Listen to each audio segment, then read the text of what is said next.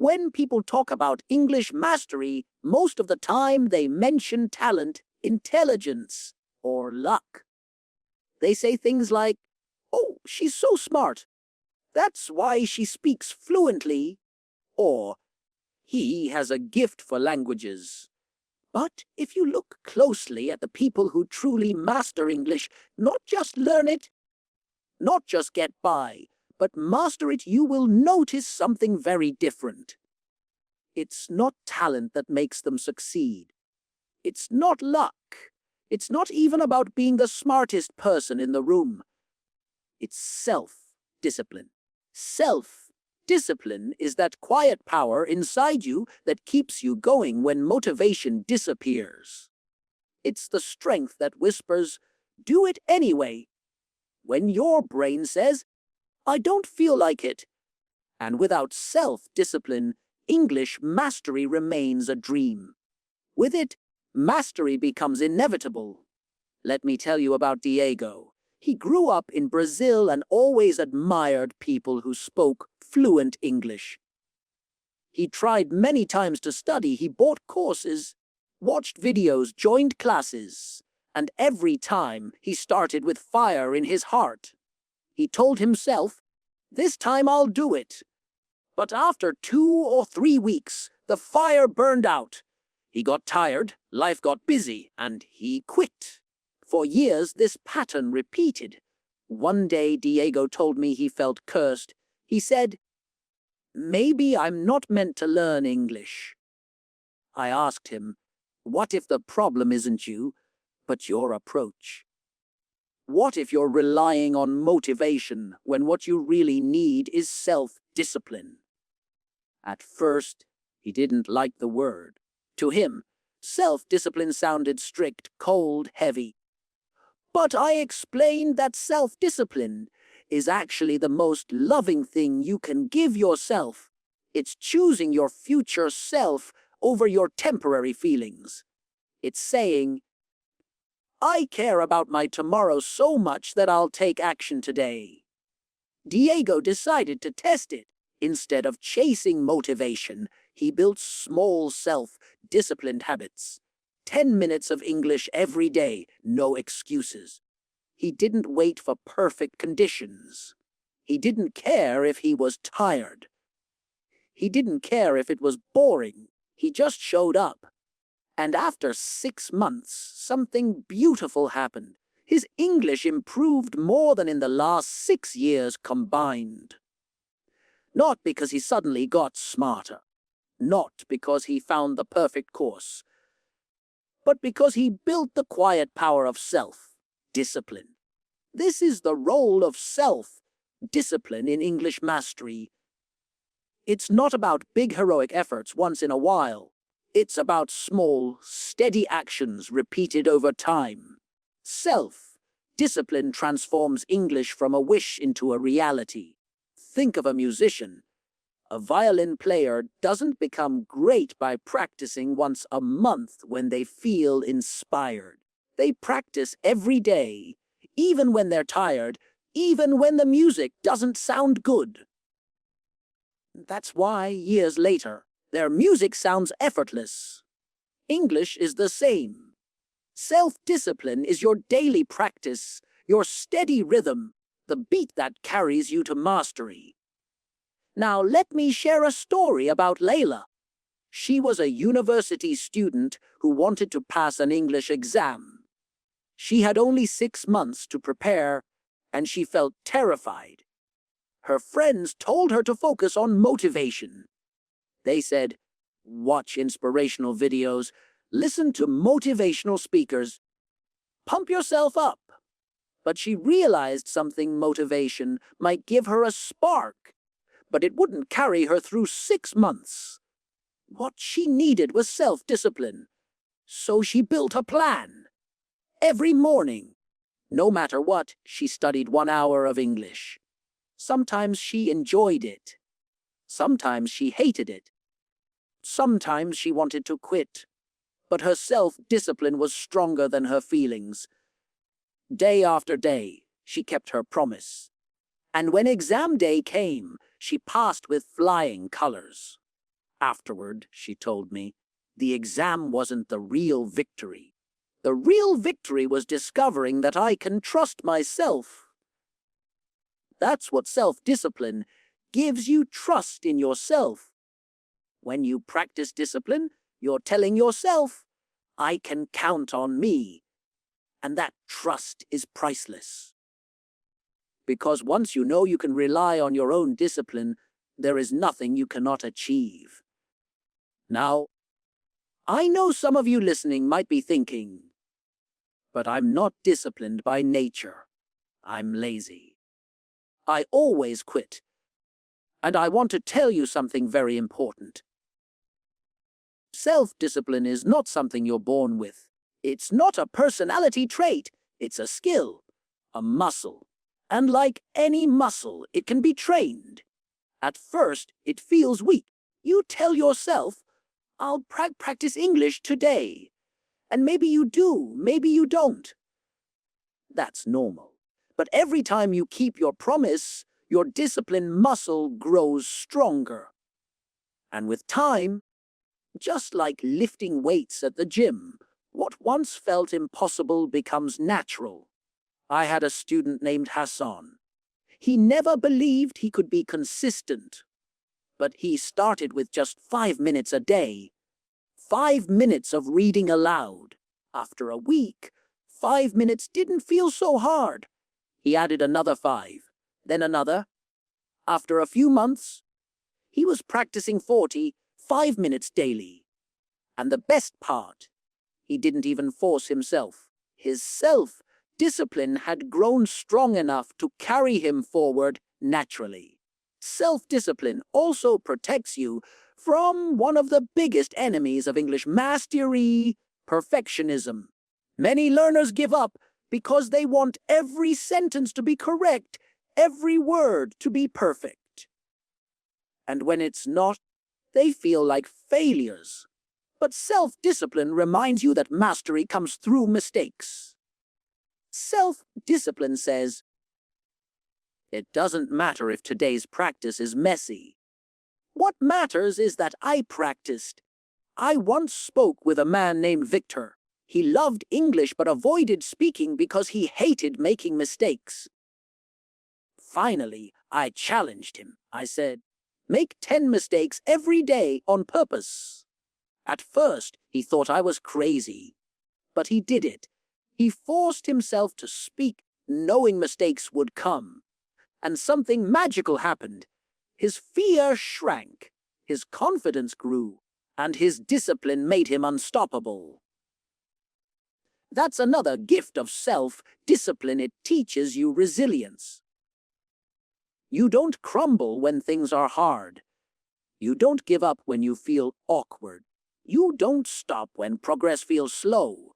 You keep moving, step by step, mistake by mistake, until mastery becomes your reality.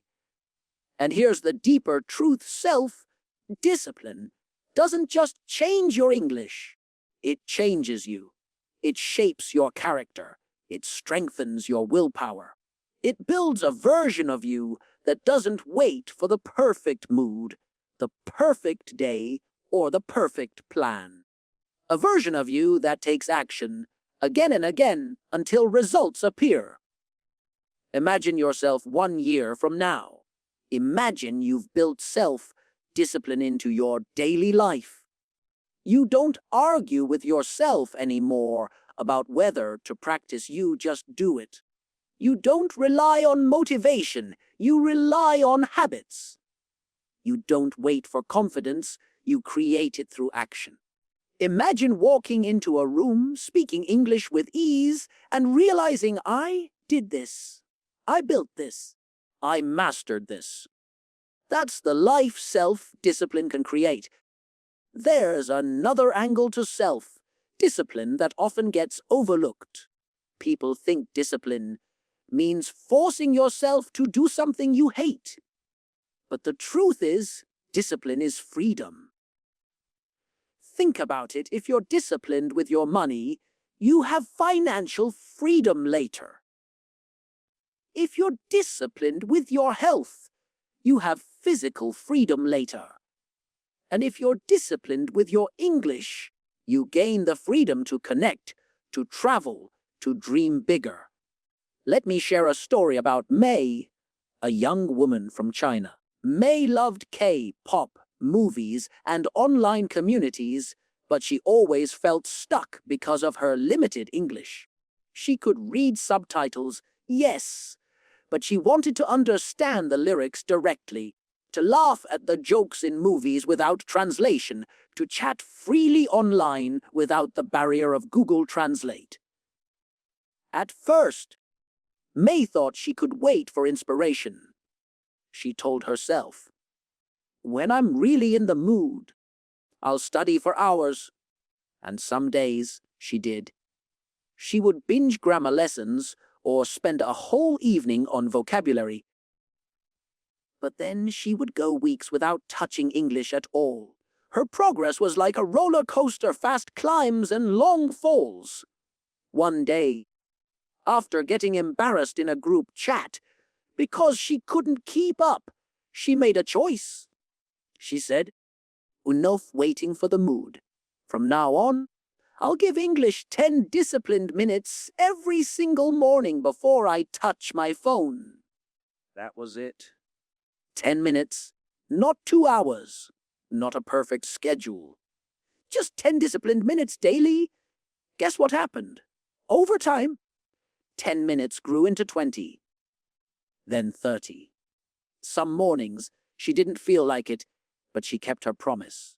And 1 year later, she was chatting online with international friends with confidence.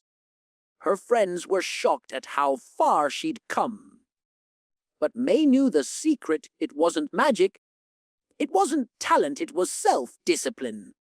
Now, let me pause and ask you a question. Do you ever feel like you're waiting for the right moment to get serious about English? Waiting for the right course, the right teacher, the right season in your life? If you do, you're not alone. Many learners think success depends on timing. But discipline destroys that excuse. Discipline says, the right moment is now. Because when you are disciplined, you create the right moment. I remember talking to Ahmed, a father of 3 who worked long hours every day. He told me, "I don't have time for English. I'm too busy." And I said, "You don't need time. You need discipline." He looked confused at first. But I explained discipline helps you find the cracks of time in your day. 5 minutes in the morning, 10 minutes before bed, listening during your commute, speaking to yourself while cooking. Ahmed started small. He practiced vocabulary while brushing his teeth. He listened to English podcasts in traffic. He repeated phrases to himself in the kitchen. Little things. But the key was, he did it every day, with discipline. And slowly, English stopped being a separate task. In his life, it became part of his lifestyle. Months later, he was speaking to his kids in English at home. They thought it was fun, but Ahmed knew the truth. It was discipline turning into fluency. That's what I want you to feel, too, that English can weave into your life naturally if you let discipline lead the way. Let me tell you something personal. When I first started learning a second language, I thought it would be like falling in love. You know, butterflies, excitement, passion. And at the beginning it was, but then the hard days came. Boredom. Frustration. Forgetting words I thought I had mastered. That's when I almost quit. What saved me wasn't passion, it was discipline. I had promised myself every single day, even if it's just a little, I will show up. And that promise carried me further than passion ever could. Here's a powerful truth. Discipline creates consistency, and consistency creates fluency. Without discipline, English will always feel like stop and go traffic move a little, then stop for weeks, then move again. But with discipline, English becomes a smooth highway, slow at first, maybe, but steady, always moving forward. Some people say, but discipline is hard. And yes, at the beginning, it feels hard. But you know what else is hard? Staying stuck, avoiding opportunities because of your English, feeling embarrassed in conversations, regretting that another year passed without progress. That's hard too.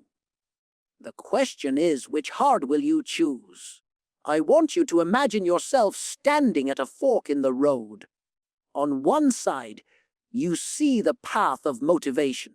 It looks exciting at first, bright, colorful, full of fireworks. But then the lights fade and the path gets dark. You stop walking. On the other side, you see the path of discipline. It looks plain, maybe even boring. But step by step, it leads you higher until suddenly you're standing at the top of the mountain, fluent and free. Which road will you take? One of the greatest things discipline teaches us is patience. We live in a world of everything instant noodles, instant coffee, instant likes on social media. But English is not instant. Mastery takes time. Discipline reminds us that slow progress is still progress.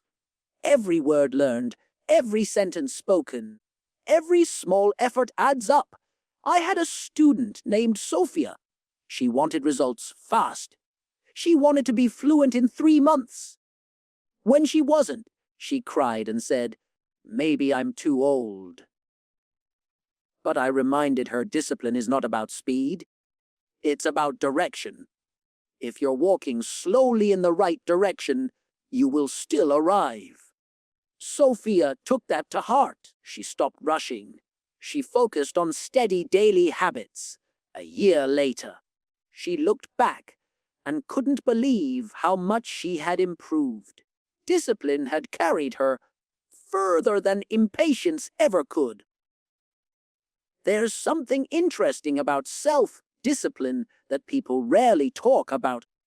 It doesn't just shape your English skills, it shapes your identity.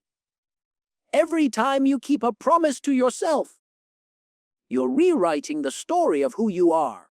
You go from, "I'm someone who quits," to, "I'm someone who follows through." And that identity shift is powerful. Take Javier, for example. He was from Mexico, and he told me once, "I'm not the kind of person who can stick to routines. I always give up." That was his identity. But when he started practicing English 5 minutes a day, he began to see himself differently. He thought, "Wait, I've done this for 2 weeks straight. Maybe I am disciplined." Then 2 weeks became a month became 3. And suddenly Javier no longer called himself lazy. He said, "I'm a disciplined person." And once his identity changed, his English mastery became unstoppable. This is one of the hidden roles of self-discipline in English mastery. It changes how you see yourself.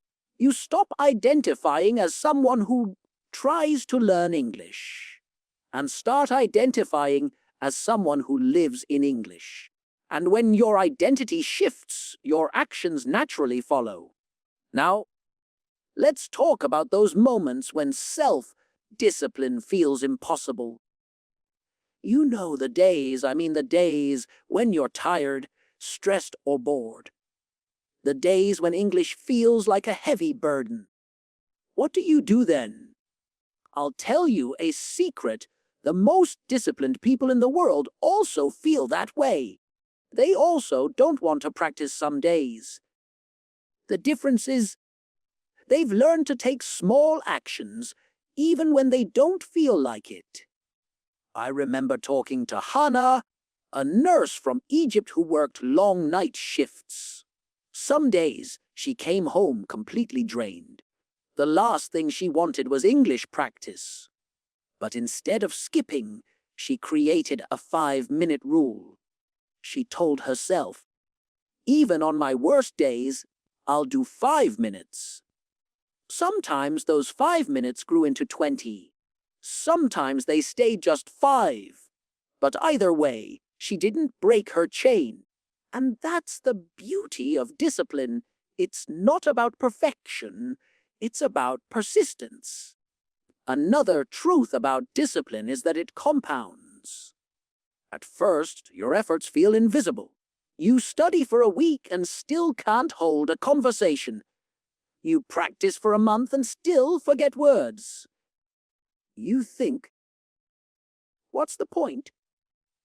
But discipline is like planting seeds. You don't see anything at first, but under the soil, roots are growing. And one day, when you least expect it, the results suddenly appear.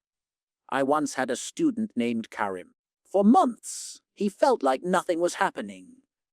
He practiced daily, but when he spoke, he stumbled. He almost gave up. Then one day, during a work meeting, he found himself speaking English without thinking.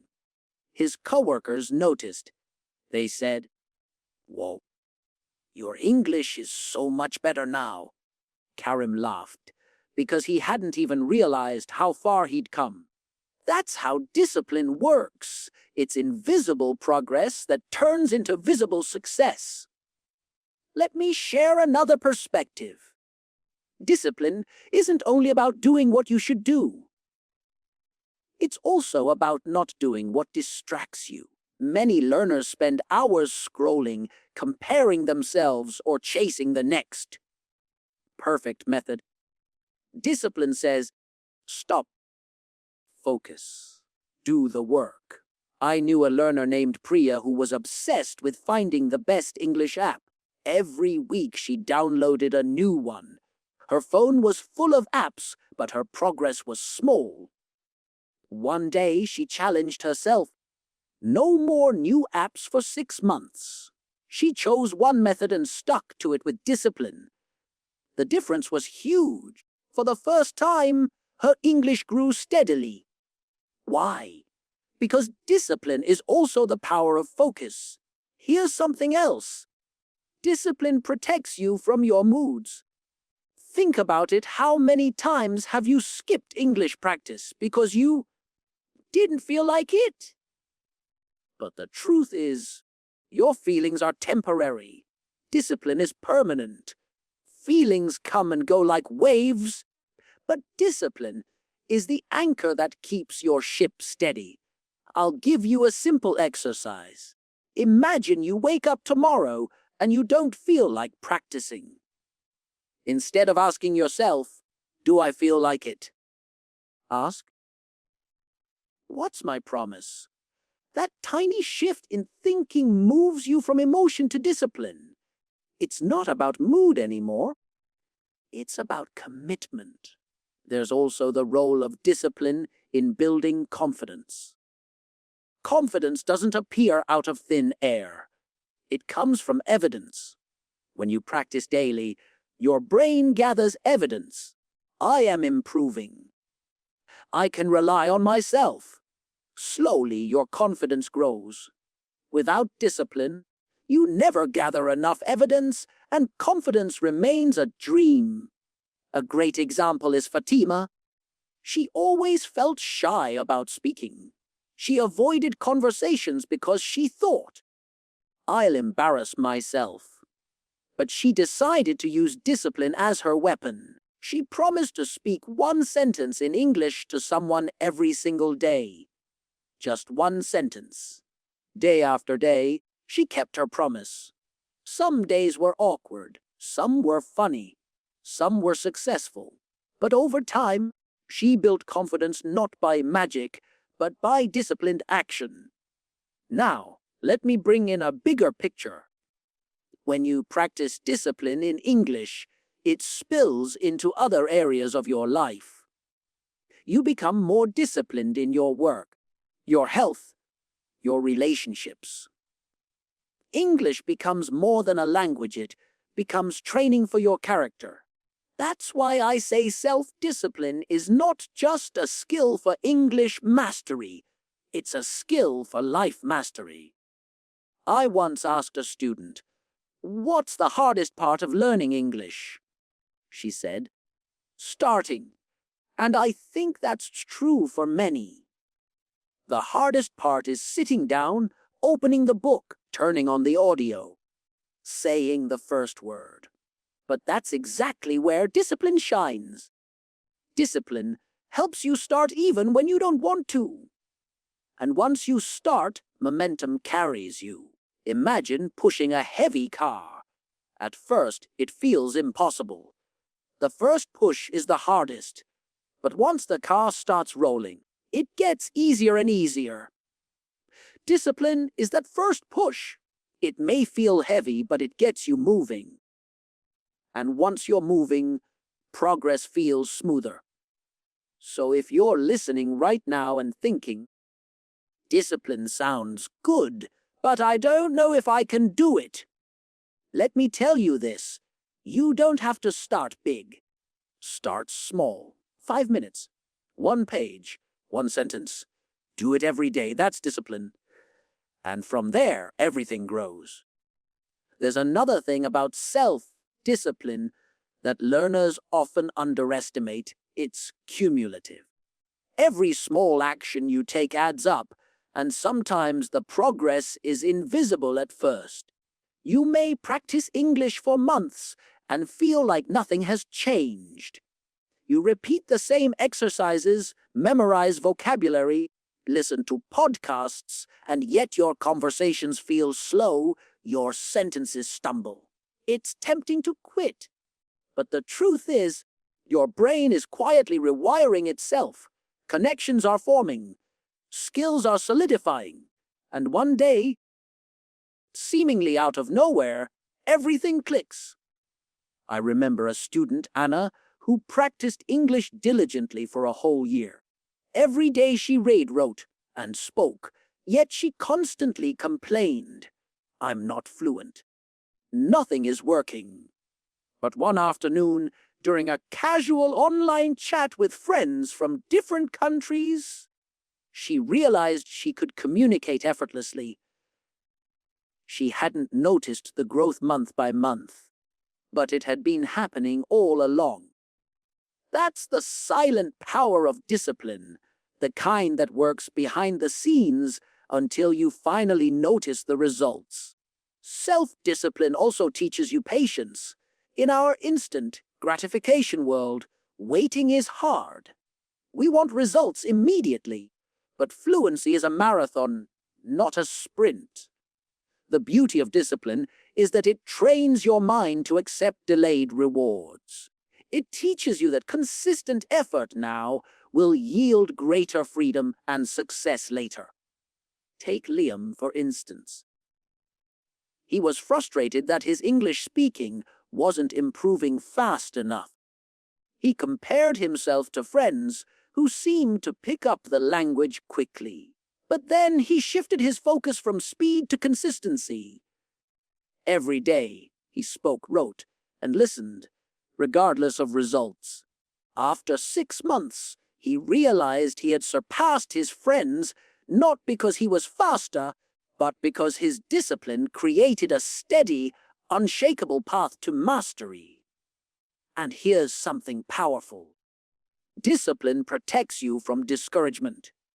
Every English learner faces obstacles, awkward conversations, misunderstood words, grammar mistakes, or moments of doubt.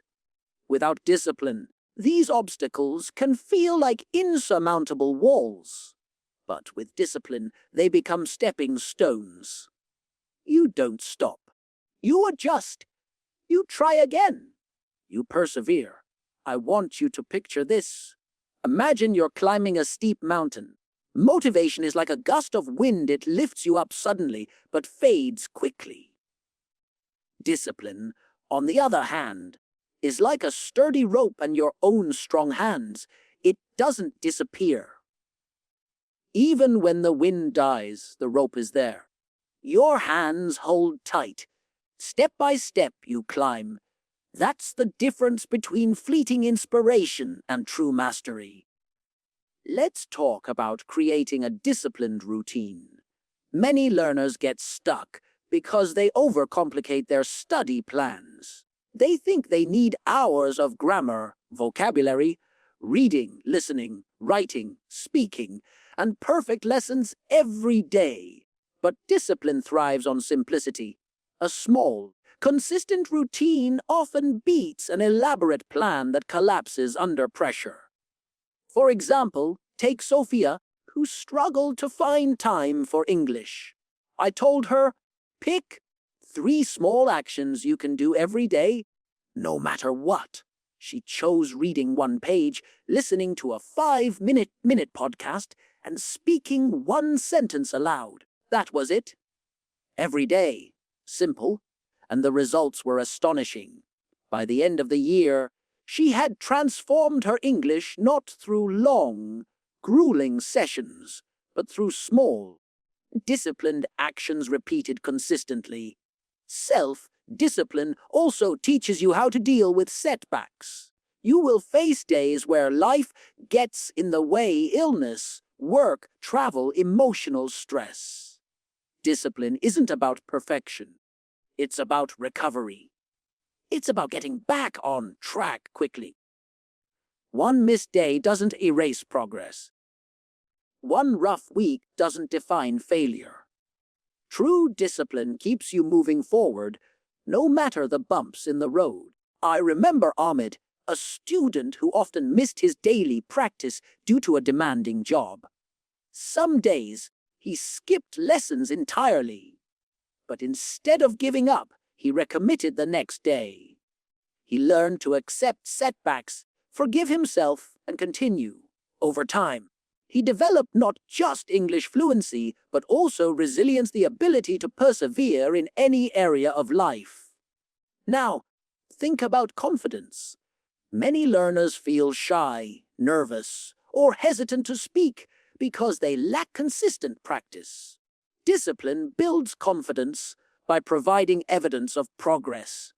Every day you practice, your brain says, "Look, I can do this. I've done this before. I can do it again." Over weeks and months, that evidence accumulates. Confidence grows. Fluency becomes natural. Take Maya, who avoided speaking in English for fear of mistakes. She began a disciplined practice, recording 1 sentence daily and listening back. At first, it felt awkward and uncomfortable. But after months, she could speak fluently in front of friends, colleagues, and strangers. The secret wasn't talent. It was the daily discipline that steadily built her confidence. Discipline also gives you freedom. It may sound paradoxical, but the more disciplined you are with English, the less restricted you feel. Why? Because discipline creates choice. Instead of being held back by fear, hesitation, or lack of skill, you gain the freedom to speak, travel, connect, and express yourself. I often remind learners that discipline isn't a punishment, it's an investment. Every disciplined moment you spend learning English is a deposit in your personal bank of skill, confidence, and opportunity. And like any investment, it grows over time, compounding quietly until it delivers returns you never thought possible. Finally, let's consider identity. Discipline shapes who you are. When you consistently practice, you begin to see yourself as an English speaker. You stop thinking of yourself as someone learning and start thinking, "I am someone who speaks English." That identity shift is profound. It changes how you interact with the world, how you approach challenges, and how naturally English becomes part of your life. Imagine yourself a year from now. You've committed to small, consistent actions every day. You've shown up even when you didn't feel like it. You've built a habit. You've built confidence. You've built skill. You've built identity. Your English is stronger. Your voice is clearer, and your presence in conversations is confident. That's the power of self-discipline. It's the invisible engine driving your mastery. So, as we reflect on everything we've talked about today, remember this: self-discipline is not about being perfect. It's not about doing everything flawlessly or never making mistakes. It's about showing up again and again, even when it's hard, even when you don't feel like it. It's about building habits, nurturing your identity as an English speaker, and trusting the process day after day. Every small action counts. Every sentence spoken, every word learned, every minute spent practicing adds up. Over time, these small, disciplined steps compound into fluency, confidence, and mastery. And more than that, they create a stronger, more resilient version of yourself, someone who doesn't wait for motivation or perfect conditions, but takes action anyway. So take a deep breath and make a promise to yourself today, no matter how busy, tired, or distracted you are. You will take one small step toward English mastery. Just one, then another tomorrow, then another. Let that commitment grow into a habit, and let habit turn into skill, confidence, and freedom. Discipline isn't easy, but it's simple, and its rewards are lifelong. The road may have challenges, setbacks, and moments of doubt, but with self-discipline, you will move forward. You will grow. You will master English. And along the way, you'll discover something even more powerful that you are capable of achieving, whatever you commit to, one disciplined step at a time. Your journey doesn't need to be perfect. It just needs to begin. So start today. Start now, and let the power of self-discipline guide you toward English mastery and beyond.